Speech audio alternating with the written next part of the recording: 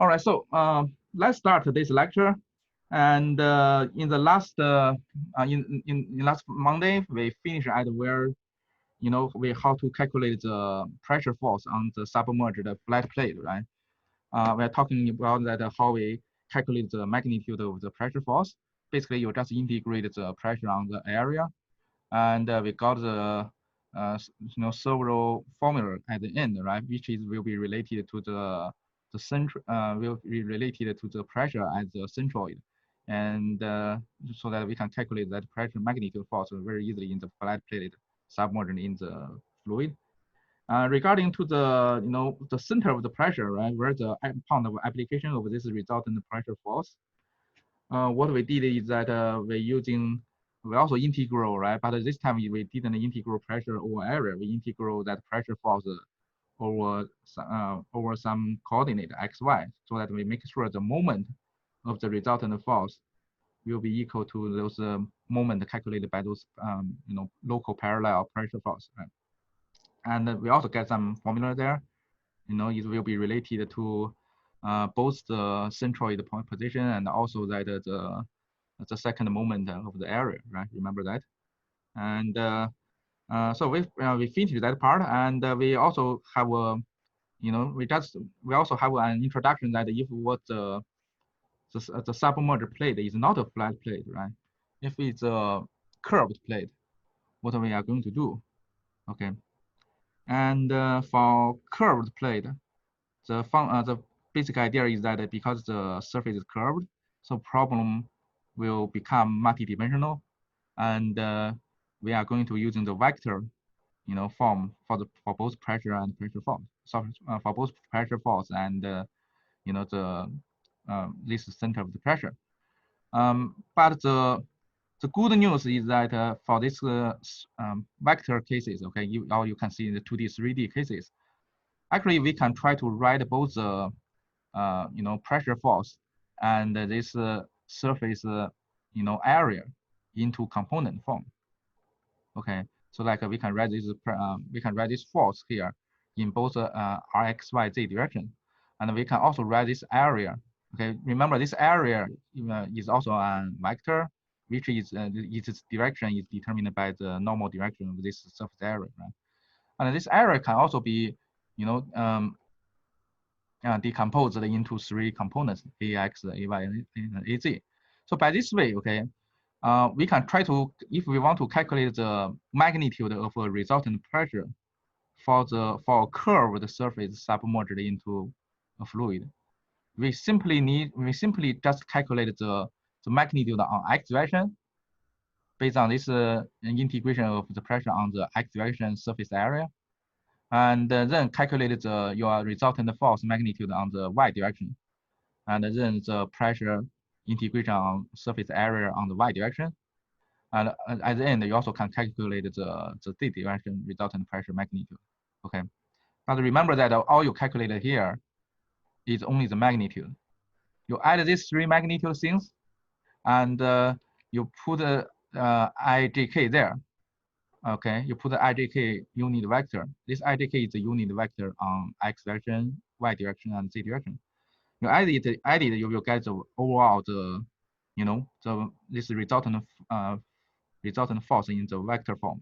Okay, but this is only tell you the direction and the magnitude, okay, of this resultant force. It didn't tell you where is the so-called the center of pressure, right? Where is the point of application for this resultant force?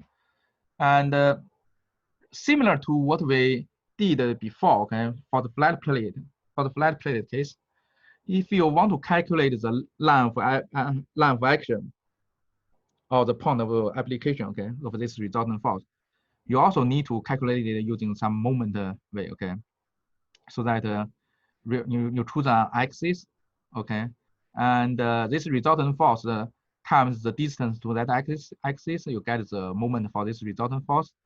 It should be equal to if you do the integration on each individual, surface, element pressure force, times that distance to that axis, so you get the elementary, moment for that component. you integrate it on all the surface area, and you make the moment the same with the moment you calculate from the resultant force. By that way, you can try to calculate what the this line of action for the resultant force. It's easy to see, okay, but we will using some example problem to show you that how this is done, okay. Before that, okay, there's one very useful technique we can really use to simplify this pressure force problem for this curved plate under the immersed inside some fluid. So what this method is called some decomposition method, okay, which means that if we have this curved surface, right, and we have this liquid above it, we will know that the resultant force will be for this problem, right, for this individual problem. So the pressure force on the x direction will going to right, and the pressure force on the y direction will going to down, okay. And H we call it horizontal, and V we call it vertical, okay. So this problem, if we want to calculate the resultant force, okay, we can try to calculate the, we need to calculate the if we want to just calculate the magnitude, okay, we need to calculate both the H direction magnitude and Y direction magnitude, okay. And this H direction magnitude, actually you can just thinking that it can be equal to these cases, like an imaginary cases, where you can assume that you have a flat plate, and the length of this flat plate will be equal to this y direction size of this curved surface. And then you can simply, using the equation we got before, right, for the flat plate, what the resultant force will be. And you can simply quickly calculate this H direction resultant pressure force component will be just equal to this PC. PC, remember, is the pressure at the centroid on this flat plate. Okay, so you can quickly calculate where the centroid location will be, and then times the area on it. Okay, so you can quickly get the magnitude. And regarding to the point of application, right? Regarding to where this center of the pressure. So for these cases, you can calculate what this assume that this vertical direction is y-axis, right? So you can calculate what the y prime will be, and you can using our previous flat plate equation. Y prime will be equal to this yc plus something, right? That the inclined plate. So for this case, theta it will be 90 degree, right? Using this equation we had before.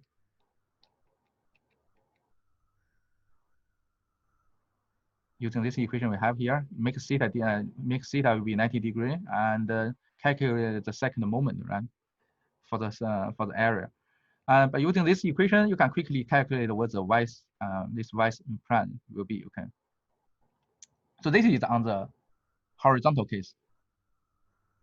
Okay, horizontal force. And then how about the vertical force? So the vertical force, then you want to calculate that. Let's first talk about the magnitude, right, for this one. The magnitude for this force, okay, let me show you what the result will be. For this case, if you want to calculate the vertical force, the overall resultant force, the component on this vertical direction will be just equal to all of the weight of the fluid, okay, on the top of this surface. Okay, look at this dashed line here. Okay, between this dashed line and the solid line on the right. So in all the fluid in this region, you calculate the volume of it, and you times rho and g, you get the weight. You will know that this force will be the weight of this fluid will be just equal to this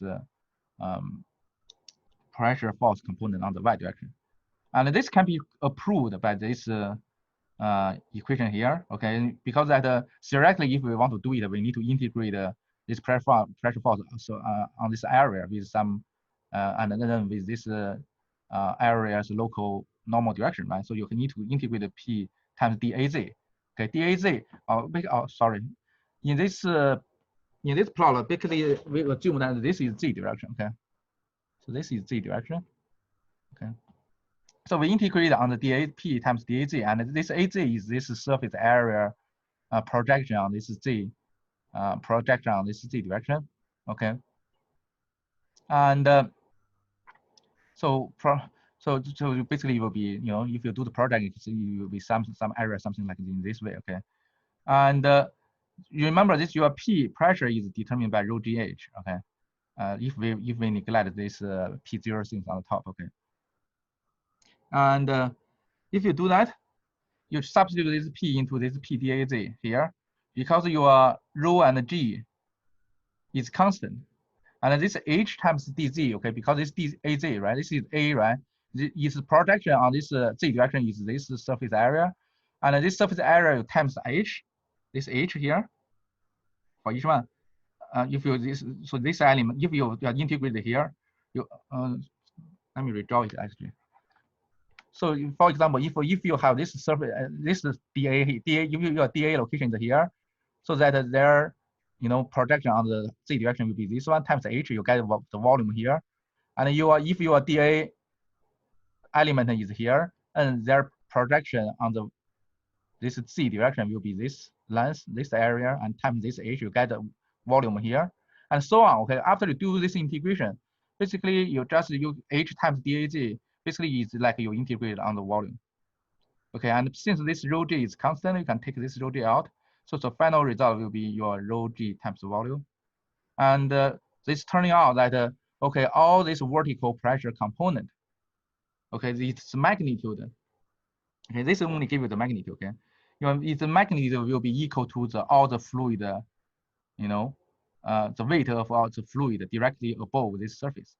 Directly above this surface, this is all the fluid. And you just need to calculate what the volume of it, and times rho g, you get the weight. So the weight of this fluid will be equal to your resultant force on the y direction. Okay.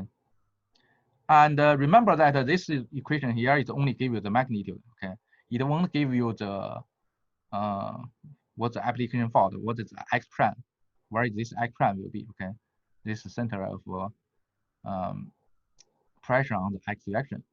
To calculate x prime, you still need to go back to our original method that you need to do the integration, this x prime times this local force, and integrate it so that the moment is same.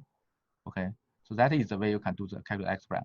And this one will working for both magnitude and this one will give you the magnitude on the y direction. Okay, and the y prime can be quickly calculated using this using previous equation for y prime for the centered pressure in a flat plate case. Okay.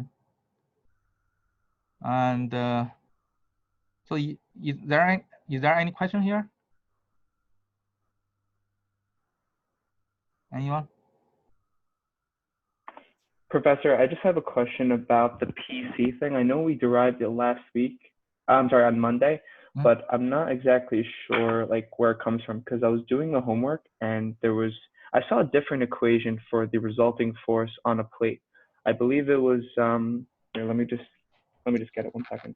It had to do with x bar, which is like the centroid times area times the density, and I believe the depth. I'm not sure. Let me just double check. So, yeah, so PC, okay, this C value, this C means here only simply means the centroid. Okay, so for this problem, if you have this flat plate here, right, and you first need to find this centroid location. So for the flat plate, we know that the centroid is in the middle, right? So with this location, then you need to calculate what this HC will be, right? This H of C will be based on this location, this centroid location, and then you simply times rho g of HC, or if you have 1 atmosphere on the top, you can also add another P0. So then you will get the PC. This is just simply how you calculate this PC value. If you do not consider this 1 atmosphere on the top, there is no that one. It's only simply just rho g times HC. Okay, so PC is the fluid pressure at the central location. So you need to calculate this depth of the centroid, right?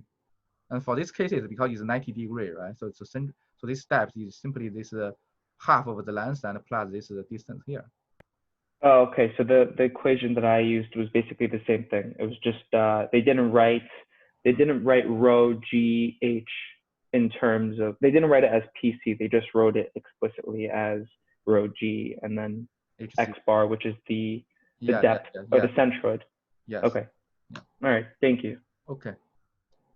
And so let's quickly do an example problem so that we can get familiar how to calculate this both the magnitude direction and also the this center of the pressure for this if we have a curved surface submerged into some fluid. Okay. So please read this problem first. So we will go through it together.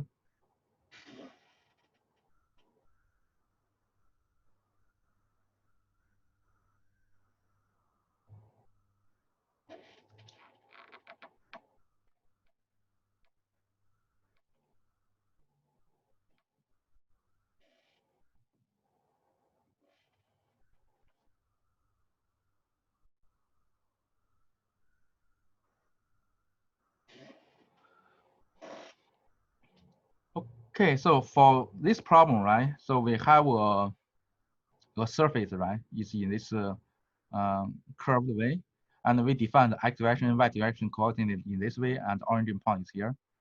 We have the water under the surface, okay, this blue region, so that if we want to analyze what the pressure force this this plate is suffering, right?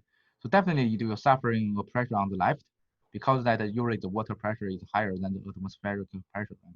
It's going left, and also that we will also have the pressure force going up. Okay. Now the problem is that how we calculated this pressure force here, these two here, and also how much of this force, if at the end this surface here, if we apply this FA, so that we can cancel these two forces by moment. Okay, in the moment way, and so to do this curved surface, right? So remember that this theory we just developed before, that this vertical force will be equal to the weight of the fluid above it. But now all the fluid is under this surface, right? So how we can handle it? So we just do using a tricky technique to do this, okay? So this the surface, okay, the pressure on for these cases, the pressure force can be calculated by assuming that this, if you have this, you also have the corresponding fluid on the top side of this surface, so that it's like a fully submerged, okay, on the both sides of the surface. So in these cases, okay, if we assume this situation, so because that this plate, we assume that this plate thickness is very thin, okay. So the pressure force on the both left and right, okay, both up and down, will be cancelled out because they are in the same depth, okay. So that so in these cases, you can think we call it the non-fluid force, because that means that the net pressure force on this curved surface is zero, because that the top, the pressure, the pressure from the top will be cancelled with the pressure at the end, at the bottom. The pressure at the left will cancel with the pressure at the right. And this is the assumption is only validated that we assume that this plate is very thin, okay, so that their depth on the left on the both sides is at the same location. And so in this case, we have zero pressure, and then if we consider another cases, okay, if we only have the fluid on the top and we remove all the fluid on the bottom, okay, and if we're using this non cases, okay, no pressure cases minus this fluid on the top cases, so it will go back to our original problem. All right. So by this way, we simplify our problem by just thinking that the result of the pressure force for these cases, for the original cases, will be equal to the pressure force of these non-cases, which means that zero pressure force on the both sides will be equal to zero minus the pressure force on these cases. Okay, in this case, we have the fluid on the top, so that the pressure force on the vertical direction is going down, and also that the pressure force on the x direction is going right. And then because this is zero minus this one, right? So it's like so our original result will be the negative value of this two, this case, so that this going right, the horizontal pressure force going right. If you put a negative sign, then it's going back to the original one we are asking for, right? The pressure force going left. If for this negative pressure force going down, it will become the pressure force going up. So by this technique, okay, we simplify the problem. So right now, so okay, the problem it will be just become that, you know, in these cases, in this case C, okay, in this case, what this horizontal force FH will be, and what this vertical force FV will be. After we find this FH and FV, we just simply reverse their direction. So we will get the, you know, the result, the correct pressure force on the problem we are looking for here. Okay, and so how we can calculate this force here, and also their point of you know, center of the pressure. So we're just using the equation we derived here. Okay, so for the vertical, okay, for this horizontal force, right, it will be, you know, same thing like assume that if you have a vertical plate right here, and so to do that, okay, we calculated this horizontal one. We can just assume that we have a vertical plate there, and it will be rho g hc times a, right? Hc pc times a. This hc is the pressure at the centroid, okay.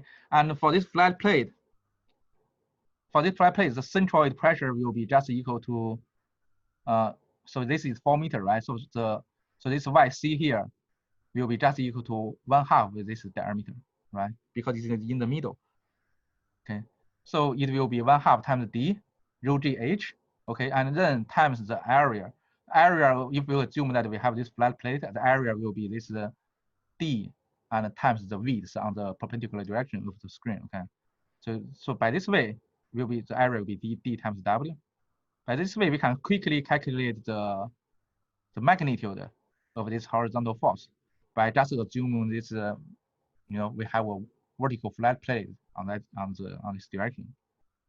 And regarding to the center of the pressure, okay, the y direction coordinate, this y prime, can be just using the same formula we derived for this flat plate case, right? If you remember, this will be equal to yc plus this I x height times a times yc. Okay. So in this cases, you know, everything will be similar to what we did for the flat plate cases. You need to calculate this second moment from that 1/12 that w times d cube. That correlations we give you in the last lecture, and then you have this area is equal to y of d, and yc is y d over 2, and just substitute into it, you get what this y prime will be. So this is the y coordinate, you know, of this center of the pressure. Okay, so this is pretty straightforward. You just by using this superstition assumption we made here, right? We just assume that we have flat plate on this. It will be equivalent that we have flat plate on this, you know, on this direction here. And then the question is how to calculate this, you know, vertical force. And remember that the magnitude of this vertical force will be just equal to the weight of the fluid above it, right? So we just simply calculated the weight here, okay? And how to calculate the weight? Because this is a curved surface, okay? So you need to do integration to get all the surface, all the area in this blue region, and then times W, you get the volume. And then times rho and G, you get the weight for it.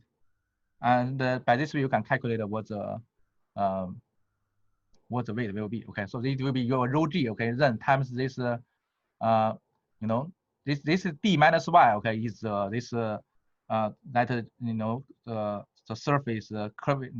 The surface curve is defined by this d minus x equal to d minus y. Okay, and then you integrate from some, you know, over the x. Okay, because you want to integrate over this x direction. And you substitute the same thing here, and this y will be, sorry, this d minus y is this length here. So this d minus y is this length here. Assume that this is y, okay, and this overall, so overall this is d.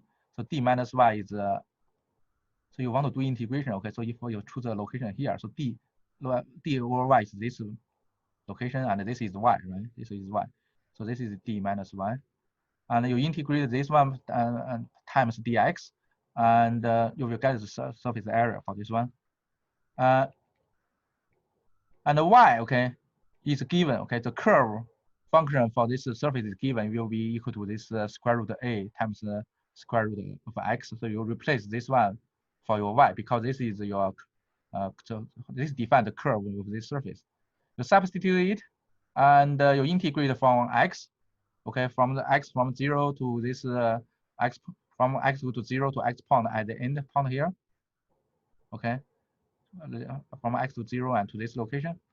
And you integrate it, you get the volume, and then you times rho g, okay, with this volume, you get the the vertical pressure force, resultant pressure force of the vertical one, okay. Can you just explain the limits of the integral? 0 again? and this one. You mean from Yeah, 0? yeah. Yeah, because that is you want to integrate from. Let me draw it.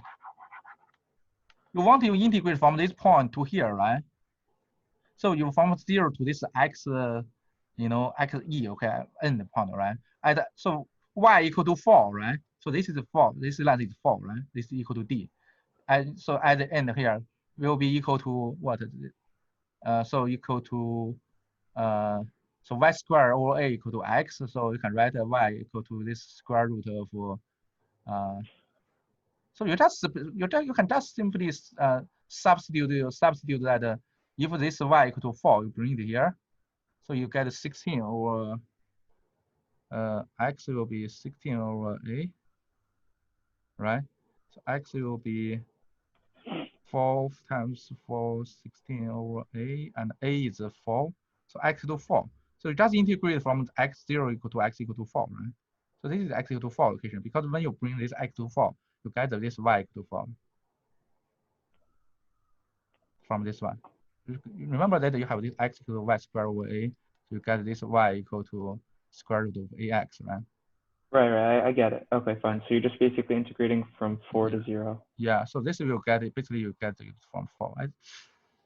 And why they write this d over 2 of a? I think it's just from 0 to 4, d of 3 of a. Let me think about the. That's why I was asking, because in the first line they write d2 over a, and then in the second line they write d3 over a. Yeah, I think it's some typo. You just integrate from 0 to 4. That's it actually. Because this is where this curve starting and end, right? You just integrate from here to here. So that if you want to get this surface area, right? You just integrate from here to here. So it's just equal to from 0 to 4. I think it's not written correctly actually. There are a lot of typos in this book. Yeah. Yes, I know that. And yeah, so this should be 4. Okay. This should be 4. Okay. So, and let's going on. And so after you calculate this one, okay, this is only give you the magnitude. Okay, this is only give you the y direction magnitude of this resultant pressure force. It didn't give you where that x coordinate, x prime, will be for the center of the application, right? And for the center application, it's just you just do the similar things, okay, using that moment form. Let's say you have this x prime times this f of v, okay. This f of v is you just resolved, will be equal to you just do your local calculation, okay. You put an additional x here and calculate that well, for each pressure force component, okay. Simply you just add an additional x here for this one. Why? Because that you simply need to calculate, you just do this one element here, one element here. So what's the pressure force here will be the fluid weight of this one, right? Will be the pressure force, and then times this. If you choose this as origin point, so times this x, x distance, you get the moment for this one, and so on, so on, so on. Okay. So it's just another integration, okay, using this moment moment equivalence. X here, x prime. So you can also calculate the x prime here, and so you will get this result. Okay, now you have both this FV, FH, and x prime, y prime, right? So you have both this. In this case, you get FH and FV, and where the x prime, y prime will be in some location here, in something issue, in somewhere here, and then you add this minus sign here, you inverse direction of this FH and YV to make sure. So now you know that for the original case, the horizontal force is going left, the vertical force is going down. And but the location of this center of the pressure is still it will still be the same. Okay, so X prime and Y prime will still be same. And using this vertical pressure force times X prime, okay, and plus this horizontal force times Y prime. This will give you the moment for the pressure force, right? And then which will be equal to this unknown force, this FA times this distance here, right? Times this overall distance here. Okay. And this distance is given as 5 meters. So by this way, you can calculate what this FA will be. Okay, so this will be your last result. And so you will finally you can calculate your F of A will be equal to this value. Okay, just remember that do not forget that you need to reverse your force direction to calculate F of A. Okay, because that the force, the pressure force you just solved is for this case, is not for the original case. Okay, so by this example problem, we show you that how if you have a curved surface, right? How you calculate the what both the magnitude and also the center for this pressure force. Okay. Any question here, guys?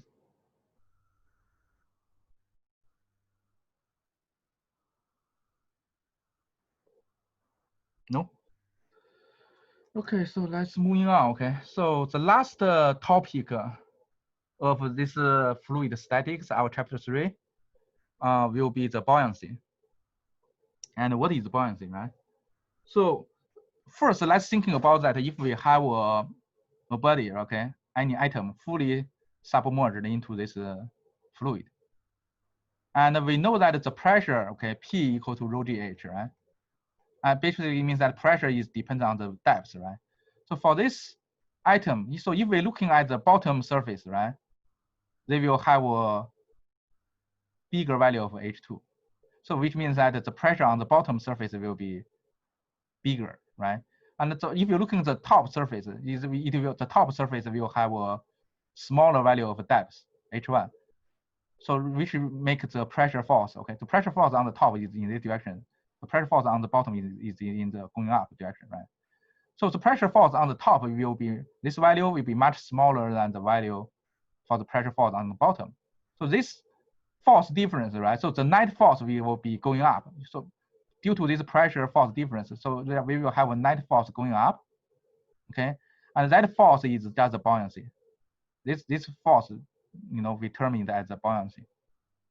Okay, so this is due to the, fluid or liquid pressure difference, okay, on its surface. So in another word, okay, if we just integrate, okay, if we just try to integrate on all the pressure force over the whole surface of this emerged item, okay, so you will get a resultant force, and that resultant force will be most likely going up, okay, and if not most likely, you will have two going up, okay, and that force is called the resultant force, and it is called the buoyancy. All right. So how we calculate the buoyancy? So how if we have this submerged atom, right? And if we want to calculate the buoyancy for it, how we do that? So we can simply just try to, as I told you, right? We try to integrate out the surface forces across for all its area, right? But we can even make the problem a little bit simpler here. Okay. So if you want to integrate the force on the left and the force on the right, it's not that important. Okay, the force, the pressure force integrated on x direction is not important. Why? Because that we from our result for this curve, if we have the pressure force for this curved plane, right? We know that on the x direction is simply like the pressure force will be equal to you have the flat plate, right? So that means that so for this force here, if we want to see the x direction force, so on the left hand side is similar to you have a flat plate like this one. On the right hand side, you see that you also have a same flat plate, but from another opposite direction. Okay, so on the left one will 100% will be cancelled by the right side pressure, because that they are all projected to the same flat plate in the middle. Okay, using that theory we have. So the only important thing is this y direction surface integration. Okay, to do this y direction surface integration, let's do using a simplified way. Let's consider that in this white region, right? Let's consider a cylindrical volume element. Let's assume that we have this small element, but in this cylindrical form. So we will have D for each cross-sectional area. We will have dA here. Okay, this big A is the area, and then how we can calculate what's the vertical force? Okay, vertical pressure force for this volume element. So it's simply that it's a force from the bottom minus the force from the top, right? So it will be, if we have the pressure is this equal to this P0 plus rho GH, okay? So it will be the pressure from the bottom, P0 plus this rho GH2, okay, times this area, elementary area, dA, and minus the pressure force on the top, which will be P0 plus rho GH1 times dA. So you regroup it, you get this Z direction net force of the pressure for this small element, okay, will be just equal to rho G H1, H2 minus H1 times dA, okay? And so you just, so this is only for one small element here, right? So you just integrate for all across this, the volume of this emerged body, okay? So what do you get? One thing you need to realize that this H2 minus H1 times dA for this this result, okay, this H2 minus H1 dA is simply the volume of this because of the volume of this cylindrical element, okay. So we can also write this H2 minus H1 times dA is just d volume, okay. So if you want to integrate the whole thing across this emerged body, you will get basically you integrate this rho g times dV, okay, rho g times dV, V is volume across this whole volume, and what do you get? So because rho g is constant, we just take it out. So you will basically, what you get is that, okay, the net force on the vertical direction will be equal to rho g times the volume of this item. Okay, so this V is the volume of the submerged body, and this rho here, be careful, okay? This rho is the density of the liquid, okay, or density of the fluid, not the density of this atom itself, okay? Because this rho is what we use to calculate the pressure force from the fluid. Okay, so this rho is the fluid pressure, not the solid pressure of this atom. Okay, so let's be careful here. And so what is this result telling us? Basically, it's telling us that okay, the buoyancy force, the net force on the y direction, on the z direction, will be equal to the fluid, will be equal to the weight of this fluid with this volume, which is the weight of the displaced fluid if you submerge this, item inside this fluid. And what this law, this theory is just called the Archimedes principle, which is discovered by Archimedes, many years ago. Okay. So basically, you're seeing that so this is our final result. Okay, the buoyancy force is simply equal to your liquid density times G and times V. Okay, this V is that how many of the fluid, the volume of the fluid will be is displaced due to this item body submerged into the fluid. Isn't it the same thing as the Y force from before? What do you mean Y force? Like in the previous example, like before buoyancy, when we were calculating, not Y force, sorry, the Y component of the force.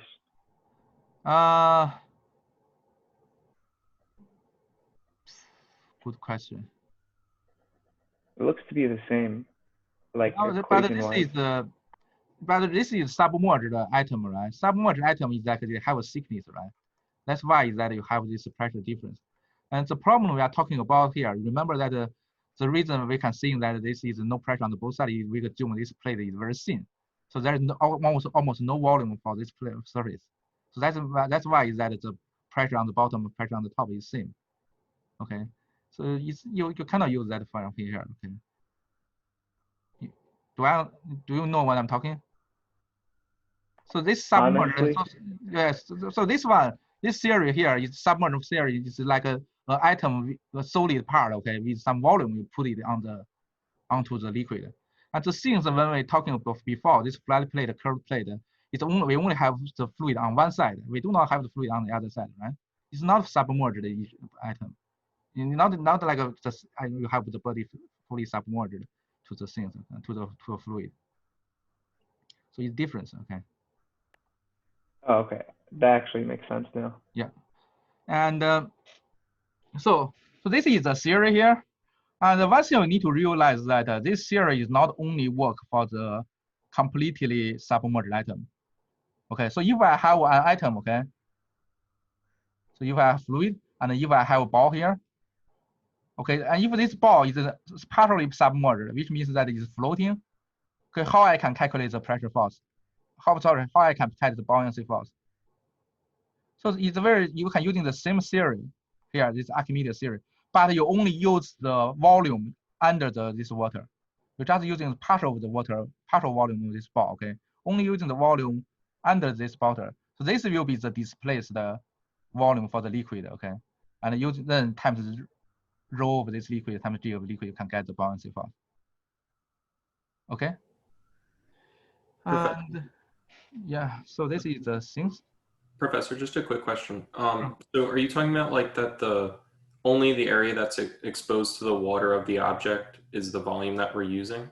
Yeah, so only the area under the water. Not area, sorry, only the volume under the water is this volume. This volume, if it is fully submerged, right? So basically all the atoms volume will be used. But if it is partially submerged, so this volume, you're only using the volume under the water.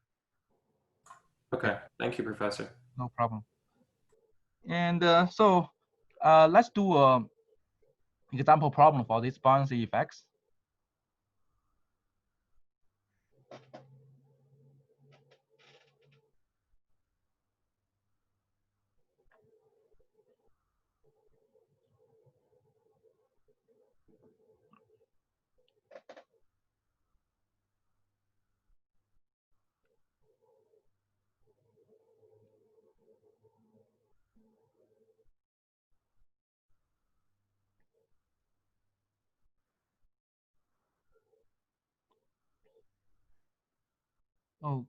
Okay, so this problem is for hot air balloon, okay?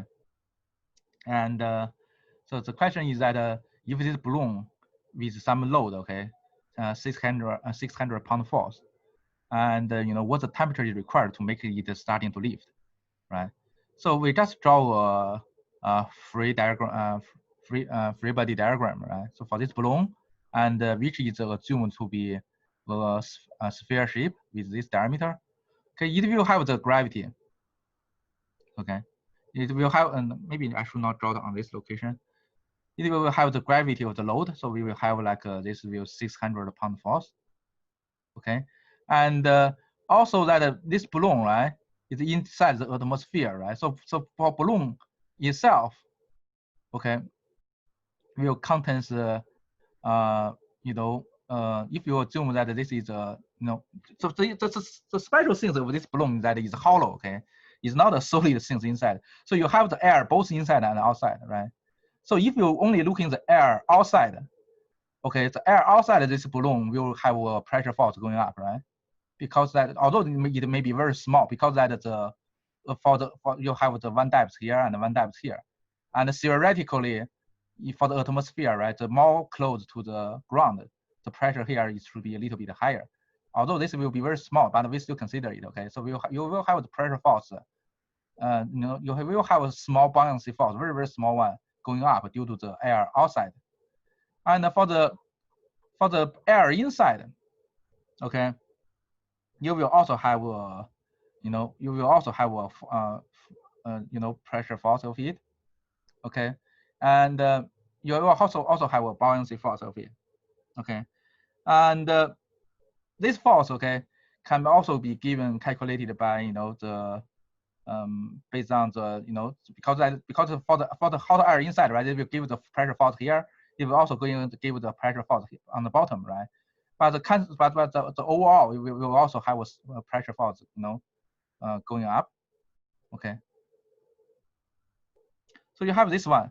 So what's the overall force balance? So the overall force balance will be equal to this, you know, the buoyancy force. Okay. So these two, okay, you can combine it as the buoyancy force here. Okay, this buoyancy force minus the weight of the air inside, the weight of hot air inside, and minus the weight of the load, okay, will be equal to 0, because that we will consider that it's just starting to begin to moving up. Okay, at that location we can assume that it's just you know, so force is balanced. Okay, so by this way, okay, we can easily calculate what the we can using the ideal gas law to calculate what the weight of the air inside, although we do not know the temperature yet. Okay, so we can just assume that the temperature is unknown, unknown value. Okay, so the density of air inside can be, you know, using. So by the, what I'm doing. So from here, okay, you can further from this equation, you can further write to this one here. So calculate the density of air inside, which will be required. Okay.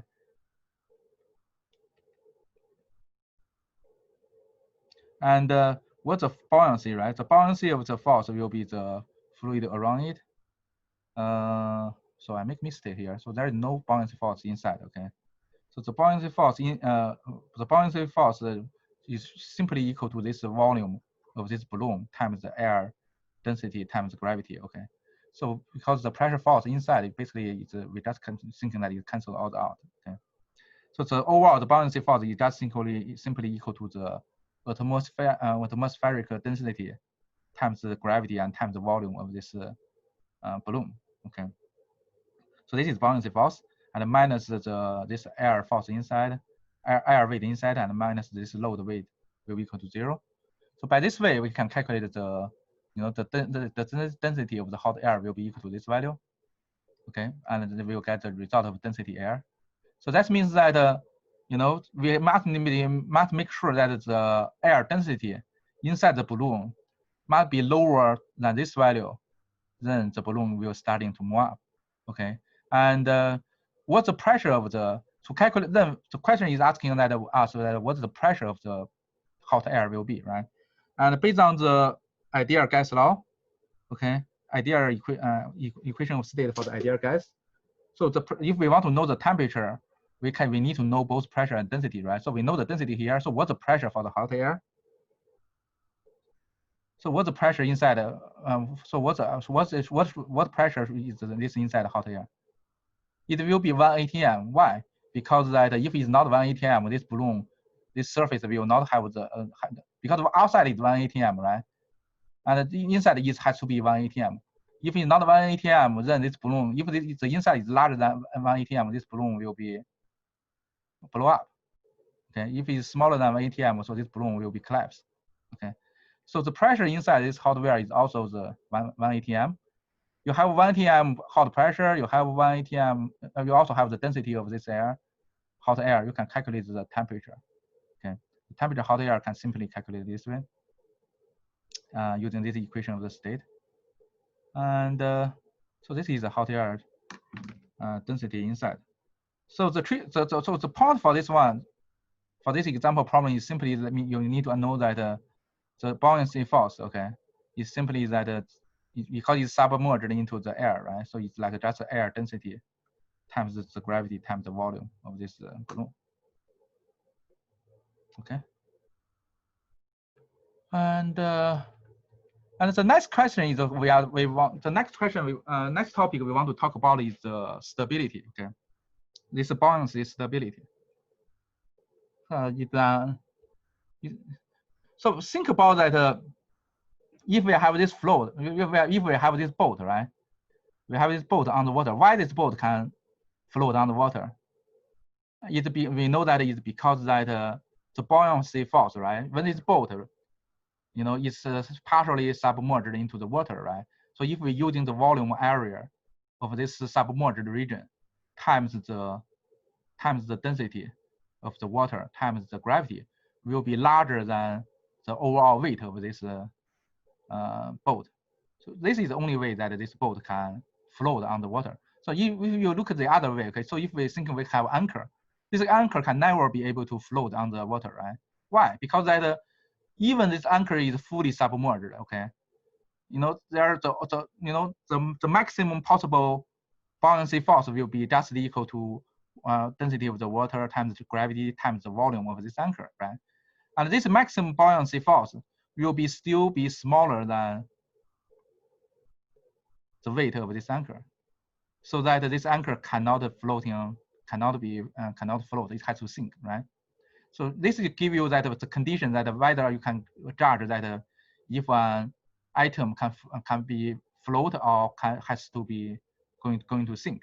Simply, you can calculate that using the overall volume of this item, you can calculate what the maximum buoyancy force it can gain. And if this force is larger than the overall weight of this item, so it can float. If it's not, it will going to sink, right? So this gives you the float and sink condition here. And so we also want to talking about the stability, okay, of the immerged and the floating body, okay. So let's consider that a floating body means, okay. So let's consider this floating body is first. What the floating body is submerged, it's partially merged, okay, not completely submerged into the water. So for these cases, okay, there's two important forces we need to consider, right? Because from our previous one, we know that the two important forces for this kind of problem is the gravity, okay, the weight of this item, and also the buoyancy force, right? Okay, so let's look in this the first cases here, okay. So if we have this floating item, so let's assume that their center of the weight is on this location here, okay. And also let's assume that because based on this submerged volume, okay, we can see that the center of the force will center of this buoyancy force will going up a little bit. Sorry, it's going right a little bit. It will be on the right of this gravity force. So what does this mean? This means that in these cases, this buoyancy force is try to make this make this item rotate in this direction, right? So which means that you try to stop this items from submerge, right? Because that if the water going inside from here, then it will totally sink this one, right? This container. So in this cases, okay, we call it a stable case, which means that the buoyancy really help to prevent this floating item from the from sinking, okay. But if you look in these cases here, okay, let's increase the gravity, the height of the gravity, okay. Let's make sure that our gravity height is the center of the gravity is very tall, okay, very high here. And in these cases, we will find that your gravity center, the center gravity is on the right of your buoyancy force, right? So gravity force is on the right of the buoyancy force. So this buoyancy force will try to make this container rotate on this direction, right? On the clockwise direction. So what it will turn out? Basically this buoyancy force will help this container to sink, because when you rotate this way, the water is more easy to come in, right? So by these two conditions, you can see that okay, based on the relative location of your gravity, center of gravity and center of the buoyancy, okay, based on this relative location, you will have two different conditions here. One will be more likely to make this floating item to be stable, and another one will most likely to make this floating table become unstable, right? Determining that it's the relative position between these two, the buoyancy force and the gravity force. And things can become very easy, more easier to understand that not if we do not consider the floating item body, right? That's thinking that if we have an item fully submerged, okay. So like we have this shape here, and this dark region, okay, this gray region. You can imagine that this is a region with a higher density. Okay, so in this case, it's on the left. you can think that okay, we have this higher density region on the bottom, so your center of the gravity is will be is more likely to below your center of the buoyancy force, right? So this is your center of gravity, your center of buoyancy force. So in these cases, even if you have a small disturbance, okay, you try to make this item, going right a little bit, and what do you see here? So this is gravity force, and this is buoyancy force. It will try to rotate this item back in this counterclockwise direction. So this will be a stable case. Stable case is where you have the center of your gravity is lower than your center of the buoyancy. Okay, then you're looking at other cases. Okay, let's assume that this high density region is on the top. So in these cases, your center of the gravity is top will be higher than your center of the buoyancy. So what's going to happen here? So if you have a small disturbance, okay, small disturbance like so you will basically see that okay, with these two forces, okay, the net effects will like to rotate this because this is on the left, the buoyancy force is on the left of your gravity force, okay. So the net result will like to rotate this atom clockwise, which makes this will fully, rotating until that this, high density region going down. Okay, so in this case, it will become unstable. So what's the conclusion here? The conclusion here is that to determine for this fully submerged, fully immersed body, okay.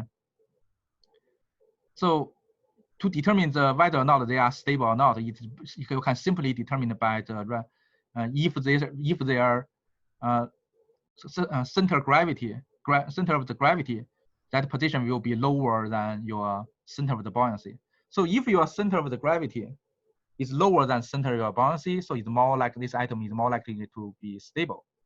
Okay, and if your center of gravity is higher than your center of your buoyancy, then it will become unstable. Okay, so this is some theory here to determine this stability for this immersed body.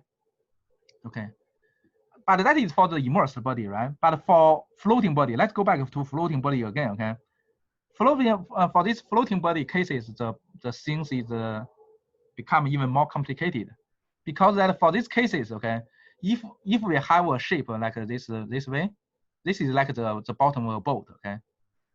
And even the cases that your center of the gravity is higher than your center of the buoyancy, okay. But because this shape of the atom, okay, it's like when it's when it's inclined to the right a little bit, your buoyancy force may be still on the right of this center of gravity, right? Because that when you incline on the right a little bit, the area increase on this side will be much larger than the area reduced on this side, right? So your center of the buoyancy will go moving to right.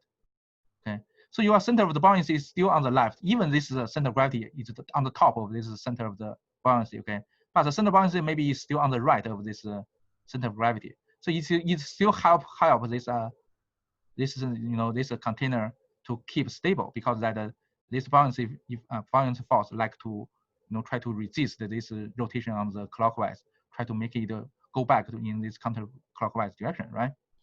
So this is a little bit more complicated, and that is why that when we design the boat, right, we design the boat to try to make this the boat bar to be very large, okay, has a very large base area, because that if it's partially inclined, okay, so we can have a buoyancy force, try to adjust the boat back, okay. And so this is the things that this kind of stability things concept that we introduced here. You just need to get just some introduction, okay.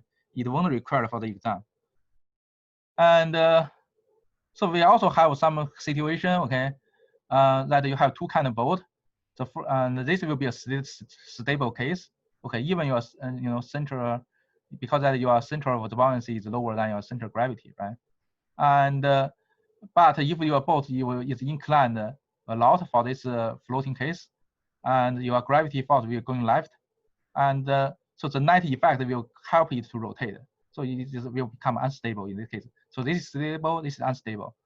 The second case is that if we build a boat, okay, and we put this very heavy, we're using very heavy metal at the bottom. This is red, and you can think that this red region is with some very heavy metal. Okay, so in these cases, your center of gravity will be lower than your center of buoyancy, right? Your center of gravity is lower than center of buoyancy. So in this case, it's still stable because they are, in the same line. But if you have inclined a little bit, for these cases, incline a little bit, because your center of gravity is lower, and this buoyancy will going right, and it will help to, adjust this this back. Okay. So, Professor, it would form a coupler. Huh? Those two forces would form a coupler. Yeah, it forms Okay. it forms a couple actually. Have to, And basically, what you can see that if you have a floating boat, right? So even it inclined it a little bit, right? With some, if this incline angle is within the design limit. So because it's buoyancy force, this buoyancy force will try to help it to adjust it back to the, to the normal position. Okay. So this is the special thing for the floating body, which is partially immersed body. But if it's for the things, okay, fully immersed, okay, like if you have submarine. So in these cases, okay, everything is fully submersed. And so in these cases, okay, you won't have that auto adjustment, for the boat, because everything is already fully immersed, okay? Even you incline a little bit, you didn't increase the area, you didn't increase the volume in, submerged, okay? So in this case, for the submarine, how we, control this buoyancy to make this submarine going up or going down, it purely determines that, so if we want to let this submarine going deeper, we just put more water inside this, inside this shell, okay? So inside the tanks of this, they call it the ballast tanks, okay? Put more water into these tanks so that, the buoyancy force will become smaller, and, so it's going down. And if you want it going up, you just try to expel all the water, okay? Put all the water out and put the air inside so that, the buoyancy will become bigger so that this submarine can going up. Okay, so from this one, you can also get the theory that there will be a limit. Okay, this submarine, the limit depth this submarine can going down. Okay, because that if in the sea, right, the deeper, the higher the pressure, right? It's like submarine, for a submarine, it cannot go too deep, because that even you have, after you put everything in the water, okay, you still have some gas inside, right? And if you go too deeper, okay, you won't you will get a very large pressure, and you will get a very large buoyancy force, and so you cannot go to that deeper. And all right, so here we finish this chapter here for the chapter 3, right? It's fluid statics. So all we study here is called hydrostatics, which means that the fluids are at still, okay, no velocity for the fluid. So from next chapter, chapter 4, we are going to talk about the fluid dynamics, which means that the fluid at motion. Okay. And let's talk about the midterm. Our first midterm, the time is the same one we read on the syllabus. Okay, so it will be on the October 9th. October 9th. So the content is for the first 3 chapters. Okay, chapter 1, chapter 2, chapter 3. So which covers all the contents we finished here. Okay, the first 3 chapters. And so the format of the exam, okay, based on the survey we are doing here, okay, so this is the survey result I got from you guys. So it's like 88% of people saying that, they have good internet connection, 97 saying that they have a PC to use, and 97 saying that they have a web camera. Okay, so what I decided is that, we are going to have a closed book midterm exam on the Blackboard. Okay, and so which will require you to have an internet connection, definitely. And also that because it's closed book, right? So the way we are going to do is that we are using a technique so-called responders lockdown browser, and also a web camera is used for the video proctor, okay, for the video proctoring. And so I upload. So in your Blackboard you will see a folder called exam, okay. So I upload 2 documents. One is for the instruction for the midterm, okay. Another one is like a document, to let you know how to install that software lockdown browser, okay. I also create a test exam, okay, a practice exam. It will contain the 6 multiple choice problem, okay.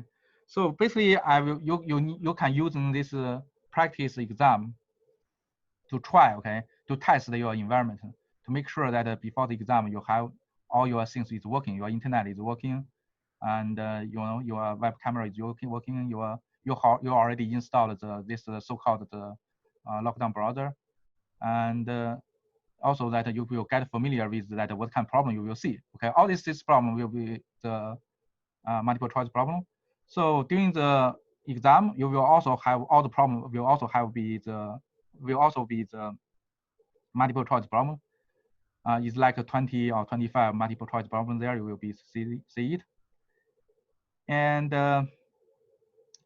so what this lockdown browser is doing basically means that when you're using this browser to attend the exam, you will not able to open any other website. Okay, so this will stop you from searching the result through the internet. All right, so if you're using this browser to open the exam, okay, the only thing you can do there is the Blackboard, and it's the exam on the Blackboard. Okay, and the web camera is used because that during this exam, okay, this web camera will record the video from record the video of you. Okay, you need to make sure that during the exam you keep yourself inside the frame of this video, okay, recording. And this video recording will be uploaded to the server, okay, so that later on we can review to see that if there are any suspicious behavior. Okay, that is also why is required that a fast internet connection, because that there is a requirement for this video streaming things. Okay, and so some students may see that maybe right now I'm in another country, okay, my internet is not reliable, okay, and also some students may think that okay, it's just 2 weeks, I cannot buy a web camera in 2 weeks or something. And so my response to this is that it's the first thing, because we still have 2 weeks away, right? Try your best, okay, to get all the necessary conditions you have. Okay, try to find a place, have good internet connection, try to get a web camera, try to borrow a PC, okay, and then try this practice exam to test if everything is okay. And if in the end, okay, you still cannot meet all the requirements, what you need to do is that you need to let me know at least 32 hours before the exam. Okay, so I will give you another arrangement for the exam. Okay, and this is the things. And the second thing, important things, is that for this practice exams, okay, it's not only help you to practice the your exam setup, okay, environments you have, but also we have 6 problems there, okay. Try to working on these 6 problems, okay. It also will be helpful for you to prepare the exam. What I'm going to do is that I will account, okay, for this practice exam results as 1 attendance, okay, one attendance credit. All right, so and also that this is a practice exam problem, you can try it multiple times, okay. It's not like you can only work it for one time. You can try it as many as you want. And question: when is that practice exam due? Do we have until the exam to do it? Sorry? Is there a deadline to try out the practice exam? A line to try exam? You mean the Is there a deadline for it? I just set the deadline just the day before the midterm. You can just try it. Okay. Just try it. Make sure you try it before. If you want to work it out yourself, try it before. What's the last recitation before the exam? I think it's October 7th. October 7th is the last recitation before the exam. And during that recitation, I will ask the Yan to, to give you the solution for this practice exam and also explain the problem there. Okay.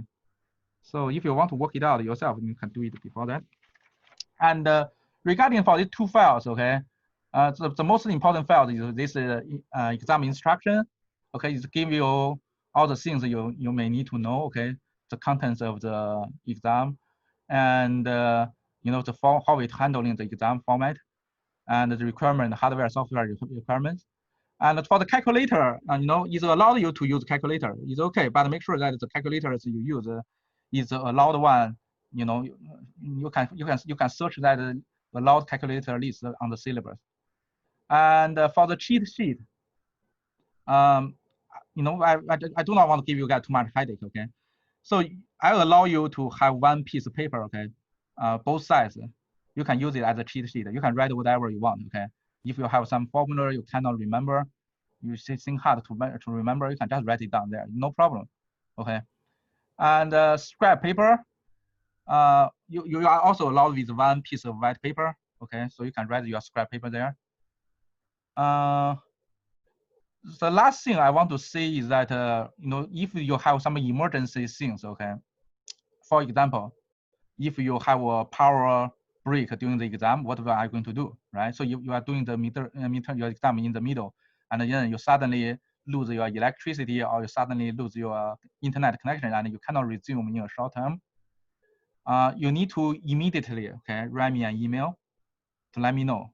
Okay, then I will review that what you already done. Okay, what you already finished there, and what you didn't finish, and I will try to make a partial. I will give you some partially make up exam for you. Okay. And are we allowed to put like an example of a problem on the cheat sheet?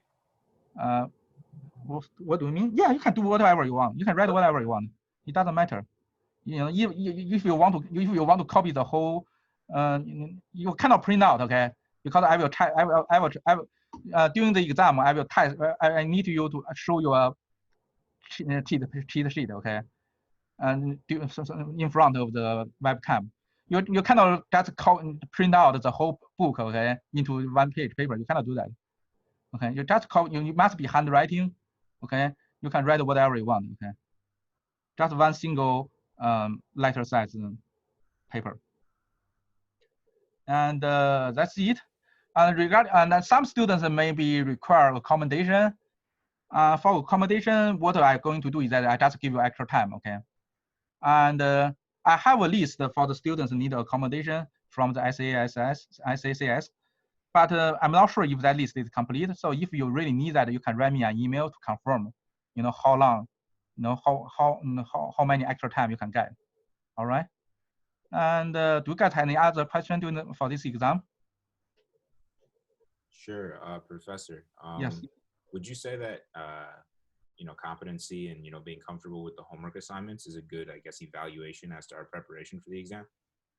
Yeah, the homework problem definitely is useful, but because that I told you, because homework problem is it's basically for you need to work out the algorithm, right? So for the exam problem, we will also have some conceptual problems, okay, to test whether or not you understand some fundamental concepts. So okay. you also make sure that you go over all the lecture notes we have, okay? So understanding the all those concepts is also important. Okay. All right. Thank you. No there will be some, I guess, like obviously it's multiple choice, right? But yeah, everything will be multiple choice. So which means that you either get correct answer or you get wrong answer.